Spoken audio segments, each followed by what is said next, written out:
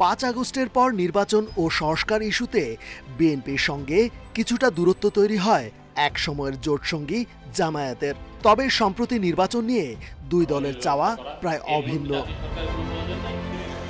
BNP, Jamaat আর সেনাপ্রধানের 18 মাসের সময়সীমা বিবেচনা করে আগামী ফেব্রুয়ারিতে ভোটের আশা অনেকের।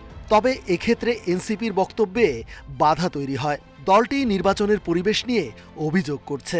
দুইটাই ইম্পর্টেন্ট আলোচনা, একটা তারিখ চাই আর হলো নির্বাচন করার মতো পরিবেশ চাই। তো ইতিমধ্যে আমরা যদি সবার সাথে কথা বলি, সব রাজনৈতিক দলের সাথে, দেখবেন আপনি সবারই কিছু অভিযোগ আছে। নির্বাচনটা যেন সুষ্ঠু হয়, গ্রহণযোগ্য হয় এবং নির্বাচনের জন্য কারোর জন্য অসুবিধা না হয়, কোনো দলের জন্য এবং কোনো দলের জন্য সুবিধা না পায়, এই ব্যবস্থাটা নিশ্চিত করা সরকারের দায় আছে এবং এই বৈঠকগুলো সরকারকে এই চাপটা দিবে। নির্বাচন নিয়ে রাজনৈতিক দলগুলোর সাথে সরকারের মতভেদ হবে এবং একটা নির্বাচন না হওয়ার মতো পরিবেশ সৃষ্টি হবে, আমি এটি কোনোভাবে দেখি না।